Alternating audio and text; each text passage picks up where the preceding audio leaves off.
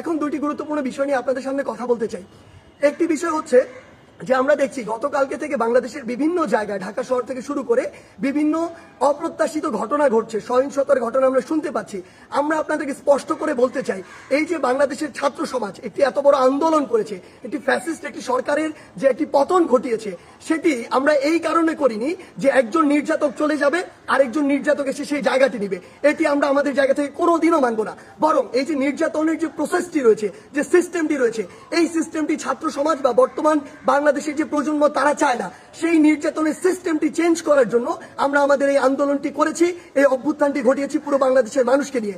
সেই জায়গা থেকে বিভিন্ন রাজনৈতিক মতাদর্শ, সে বিরোধী মতাদর্শ হতে পারে কিংবা বিভিন্ন যে রাজনৈতিক মতাদর্শে যারা ছাত্র সংগঠন বিভিন্ন রয়েছে, তাদের কথা বিভিন্নভাবে শোনা যাচ্ছে যে তারা প্রতিহিংসার বশবর্তী হয়ে এই বিভিন্ন ভাঙচুরগুলো চালাচ্ছে। আমরা স্পষ্ট করে বলে দিতে চাই, এই বাংলাদেশে এরকম যদি অন্যায় বা অপরাধ যেগুলো হচ্ছে, এগুলোর অবশ্যই প্রত্যেকটির বিচার হবে।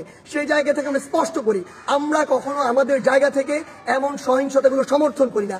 একটি দল 15-16 বছর ধরে বাংলাদেশে এই একটি রেজিম চালিয়েছে, একটি যে স্বৈরাচারী ব্যবস্থা চালিয়েছে, আবার কেউ এসে যদি এটি চালায়, তাহলে আসলে পরিবর্তনটা হলো কি, লাভটি হলো কি? আমাদের প্রত্যাশার সাথে এটা কোনোদিন প্রাসঙ্গিক হয়? কখনো হয় না। তাই আমাদেরকে এটা আমাদের কাজের মাধ্যমে প্রকাশ করতে হবে যে আমরা যে বাংলাদেশের স্বপ্ন দেখি, সেটি আসলে আমরা সত্যি করতে চাই।